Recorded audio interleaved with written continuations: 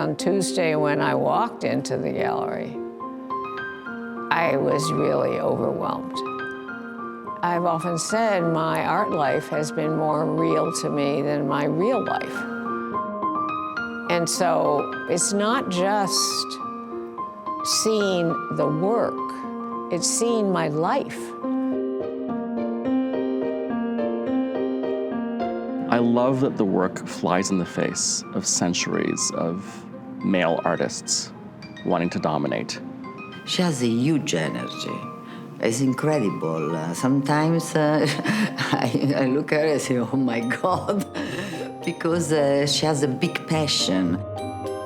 I just see her as one of the most important artists of the 21st century. She hasn't shied away from any subject matter, but her whole life is about making change. Judy and I started talking about this exhibition about 2.5 years ago. I traveled to Belen on a couple of occasions to visit with her, but also to go through the archives, to really acquaint myself with the sheer depth and breadth of her work and how her career had evolved over the last 60 years. Since the beginning, you could say that I have had an interventionist practice. I intervened in an art tradition that was slanted entirely towards the male and male interests. I intervened in male minimalism with emotive color. I intervened in domineering land art with my smoke pieces. I intervened in the absence of information about women's history, and I intervened in the absence of imagery about birth. It helps to explain why there has been such resistance to my work. If a woman artist did what I did in my early career, like paint so you don't know it's by a woman, then it's accepted. But if the work insists by its very nature that this is about female experience, it has been marginalized. That's a permanent wall. Can you extend it? When I started talking to Judy about the retrospective, we both obviously shared a sense of urgency that it was long overdue. But Judy had a very strong fear of organizing the show in the usual way. Really, the conversation about Judy Chicago in the art world has been focused on the dinner party. We really wanted to move away from this familiar narrative. And for me, it was very urgent to show her as an artist who is vitally engaged with the pressing issues of our time. And so the end as a body of work that is concerned with death and climate change and extinction resounds loud and clear in the current climate. Claudia has organized the show to disrupt the viewer's experience. They're not going to go into the comfortable part of my career. They're going to go backwards. They're going to go through the end. They're going to go through the Holocaust Project. They're going to go through Power Play. They're going to go through the Birth Project. They're going to go through a whole series of work that is going to make most viewers very uncomfortable. And I don't care if people get uncomfortable. I want to actually try and encourage people to come out of denial.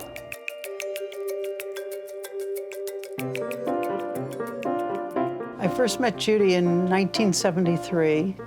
I went to the opening of the Women's Building in Los Angeles. She was showing the Great Ladies series.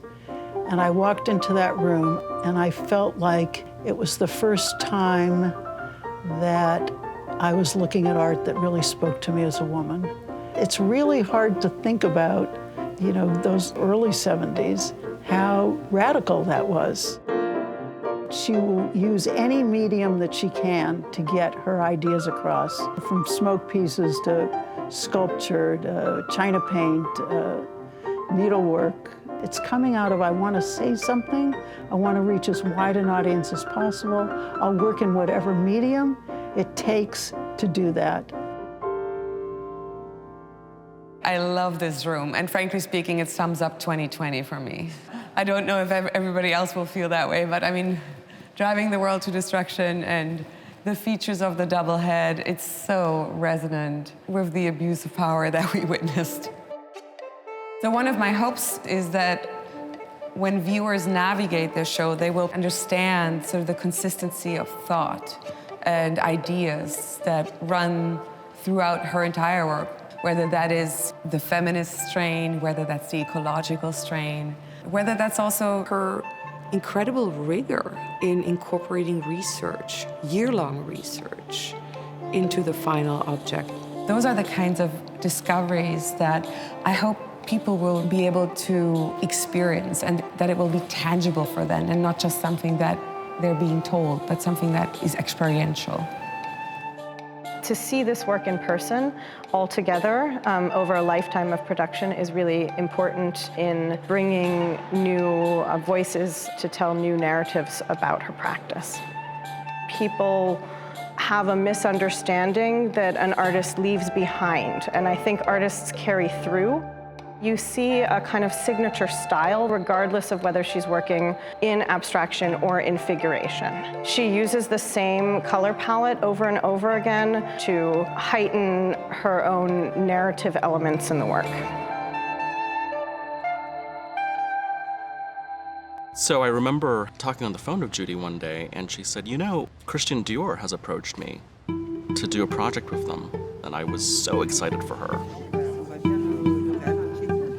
Of course, art in a way, but fashion also speak about our time. The thing that link a lot me and also I think Judy is that we want to promote and remember the women in the history and to change also the culture. In art, like in fashion, there is something that you desire for the future, to dream something better. There are a series of questions that came out of my original question, what if women ruled the world? And these banners present them and illustrate them. Women today are awakening all over the globe, and they don't want to be objectified anymore. They don't want to be the object of the male gaze. They want the right to make their own decisions. I'm very happy that the banners of Judy Chicago are in the museum in San Francisco because I think it's very important feminist artwork.